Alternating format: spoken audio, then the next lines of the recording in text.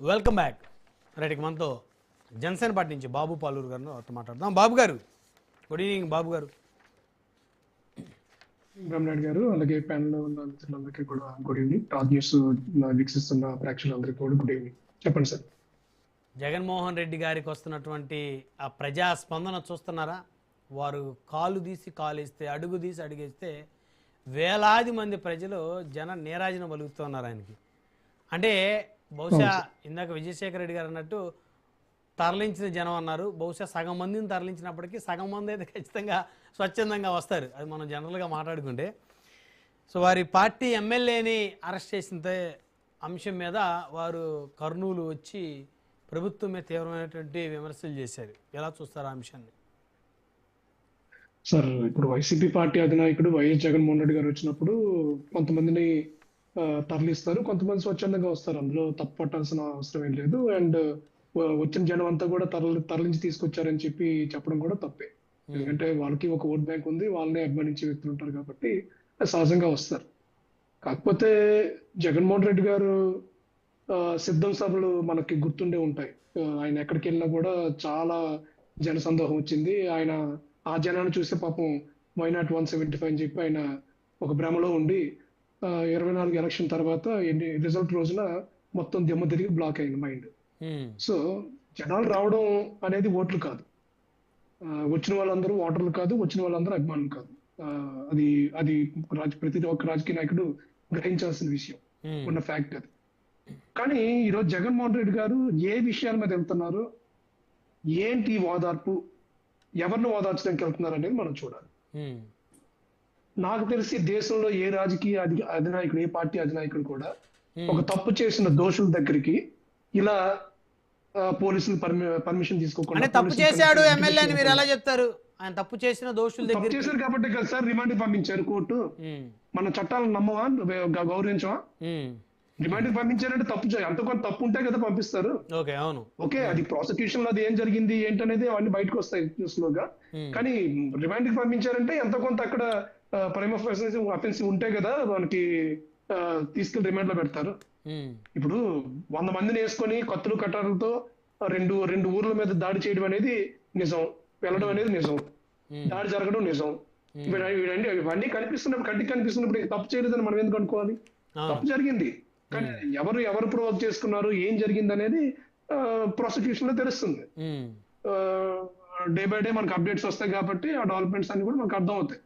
కాకపోతే జగన్మోహన్ రెడ్డి గారు పని కట్టుకొని బాధితులను పరామర్శించడం మానేసి ఎవరైతే తప్పు చేస్తారో వాళ్ళని పరామర్శిస్తున్నారు. అది ఇప్పుడు నిజంగా అంటే జగన్మోహన్ రెడ్డి గారి మీద నాకు ఎంతో చిన్న కన్సర్న్ ఉంటుంది ఎప్పుడు కూడా.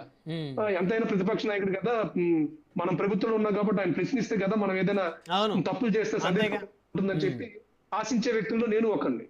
కానీ ఆయన అలాంటివన్నీ వదిలేసి సీదిరాపూడి రాజు మాజీ మంత్రి కొడుకు బైక్ ర్యాష్ రైడింగ్ చేసి ఒకరిని చంపేస్తే సీదిరాపూడి రాజు నేను పరామర్శించడం, అక్కడ బాధితుని దానికొని వేయడం.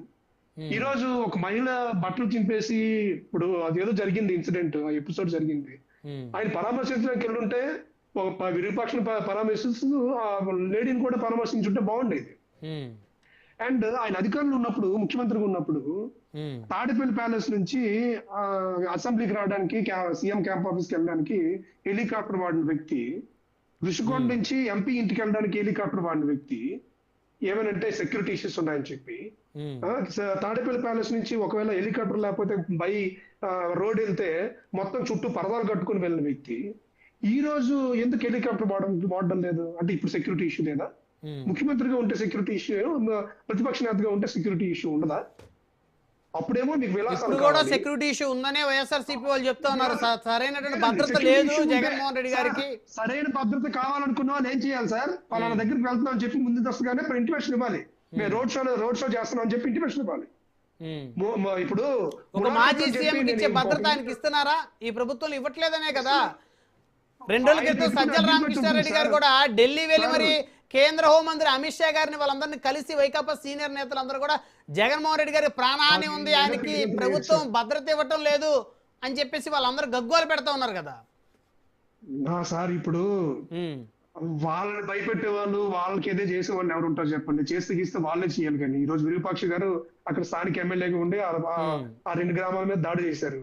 ఎవరి మీద దాడి చేసినట్టు ఇప్పుడు కూటమి ప్రభుత్వంలో ఉంది, కానీ దాడి ఎవరు చేశారు? వైసీపీ ఎమ్మెల్యే చేశాడు. అందుకే ఈ రోజు రిమాండ్ లో ఉన్నారు. సార్ ఒకటి, ఈ రోజు గాంధీ పుట్టిన దేశంలో ఇలాంటి అరాచకాలు జరుగుతున్నాయని చెప్పి వైఎస్ జగన్మోహన్ రెడ్డి గారి నోటి నుంచి మాటలు వింటుంటే నాకు నిజంగా చాలా ఆశ్చర్యంగా ఉంది. ఆయన అంటే దెయ్యాలు వేదాలు వల్లించినట్టుగా మాట్లాడుతున్నారు ఆయన. సార్ వీళ్ళు అధికారంలో ఉన్నప్పుడు పవన్ కళ్యాణ్ గారు వైజాగ్ కి, ఎందుకంటే రాజీవ్ గాంధీ గారు కూడా మా ఉత్తరాంధ్ర వాసి కాబట్టి ఆయన కూడా పూర్తి అవగాహన దీని మీద ఉంది, ఎపిసోడ్ మీద, కాబట్టి ఇప్పుడు నేను ప్రస్తావించాలి. పవన్ కళ్యాణ్ గారు అక్కడ ప్రజల సమస్యలు తెలుసుకోవడం కోసం జనవాణి అనే కార్యక్రమం పెట్టారు. ఆ కార్యక్రమం పెడితే ఆ కార్యక్రమం జరగకుండా చేసింది పోగా, పర్మిషన్స్ ఇవ్వందే పోగా, నోవాటెల్లో 3 days ఆయన్ని నిర్బంధించారండి. ఆయన రోడ్ షో అంటే ఇప్పుడు పవన్ కళ్యాణ్ గారు వస్తే జనసందోహం ఎంత వస్తుందో మీకు తెలుసు. ఆ రోజు ఎయిర్పోర్ట్ నుంచి మళ్ళీ నోవాటెల్కి వచ్చే వరకు కూడా విపరీతమైన జనం. అంటే ముందస్తుగానే పవన్ కళ్యాణ్ గారు అరెస్ట్ చేస్తారు, రోడ్డు మీద రానివ్వరు, జనవాణి జరగనివ్వరు అని చెప్పి ముందస్తుగానే మొత్తం అంతా కూడా గాసిపింగ్ అయింది కాబట్టి జనాలు స్వచ్ఛందంగా రోడ్డు మీదకి వచ్చేసారండి. మహిళలు ఎంత అంటే నైట్ 10:30, 11 అయింది అనుకుంటా ఆ రోజు. ఆ టైం వరకు కూడా జనాలు రోడ్డు మీదకి వచ్చేసారు. ఎక్కడికక్కడ మొత్తం బ్లాక్ అయిపోయి అక్కడ ఎయిర్పోర్ట్ లో 5:30కి దిగితే ఆయన నోవాటెల్ హోటల్ చేరడానికి 10:30, 11 అయిందండి. ఆ రోజు కనీసం పవన్ కళ్యాణ్ గారిని సన్ రూఫ్ ఎక్కనివ్వలేదు, అంటే బయటకు కనిపించడం లేదు. మీరు ఆ విజువల్స్ కూడా మీకు గుర్తుంటే ఒకసారి గుర్తు తెచ్చుకోండి. ఒక పోలీస్ అధికారి వచ్చి కిందకు దిగమంటారు పవన్ కళ్యాణ్ గారిని, మీరు బయటకు కనిపించకూడదు, కిందకు దిగిపోండి అని చెప్పి చెప్తున్నారు. రోడ్ షో కూడా చేయనివ్వలేదు ఆ రోజు. జనవాణి కార్యక్రమం ఎవరి కోసం చేసిందండి? ఈయన ఈ రోజు ఎమ్మెల్యే స్వయంగా వెళ్ళి దాడి చేయించి దోషులనేమో పరామర్శించడానికి వెళ్తే పోలీసు భద్రత కావాలన్నారు, పోలీసు భద్రత ఇచ్చారు. రోడ్ షో చేస్తారని ఎక్కడ కూడా పర్మిషన్ అడగలేదు, పెట్టలేదు. కావాలంటే చూపించమన్నాడు మిత్రుల్ని. కానీ ఆ రోజు పవన్ కళ్యాణ్ గారు మేము ఎక్కడ ఏ మీటింగ్ పెట్టినా, ఈ రోజు అధికారంలో ఉన్నా లేదా ప్రతిపక్షంలో ఉన్నా కూడా, మేము ఎక్కడ ఏ మీటింగ్ పెట్టుకున్నా పవన్ కళ్యాణ్ గారు ఎక్కడ టూర్ ఉన్నా కూడా ముందస్తుగానే పోలీసులకి సమాచారం ఇస్తాం, పర్మిషన్ తీసుకుంటాం. పర్మిషన్ వచ్చిన తర్వాతే మేము ప్రోగ్రామ్ స్టార్ట్ చేసుకుంటాం. అలా చేశాం మేము ప్రతిపక్షంలో ఉన్నప్పుడు. కానీ ఏ రోజైనా ఈ రోజు జగన్మోహన్ రెడ్డి అలా చేసే పరిస్థితి ఉందా? ఇప్పటికీ ఆయన ముఖ్యమంత్రి అనే ఫీలింగ్ లో ఆయన ఉన్నాడు. నేను ఒకరి దగ్గర పర్మిషన్ తీసుకునే పరిస్థితి ఏంటని చెప్పి ఆయన ఉంటున్నాడు. పోలీసులు బందిపోట్లు అని అంటున్నాడు. మీరే కదా ముఖ్యమంత్రిగా ఉన్నారు, గత 5 ఏళ్ళు మీ అండర్లోనే కదా ఈ పోలీస్ శాఖ అంతా పనిచేసింది. మీరు చెప్పినట్టు కదా చేశారు అంతా కూడా. ఆ రోజేమో మీరు ప్రజాస్వామ్యాన్ని కూనీ చేసేసి ఈ రోజు ప్రజాస్వామ్యం గురించి మాట్లాడడం ఏంటి? ఏమైనా తప్పు చేసిన వాళ్ళని అరెస్ట్ చేయకూడదా? ఇప్పుడు తమ్మినేని సీతారాం అనే వ్యక్తి అక్కడ ల్యాండ్ ఇది డాక్యుమెంట్ ఇది చేశారు, మ్యానిపులేట్ చేశారు. అలాగే సీతారాపట్రాజు ఏమో మొత్తం కేసుని తప్పుదోవ పట్టించి కోర్టుని పోలీస్ స్టేషన్ ని తప్పుదోవ పట్టించడానికి సాక్షులు కూడా మార్పిడి చేసి తప్పించుకోవాలని చూశారు. అరెస్ట్ చేయకూడదు. మాట్లాడదాం బాబు గారు. సార్ వినండి. అంటే ఎక్కడ లా అండ్ ఆర్డర్ వీలు కూని చేసి ఈ రోజు లా అండ్ ఆర్డర్ చాలా చక్కగా ఉంది రాష్ట్రంలో.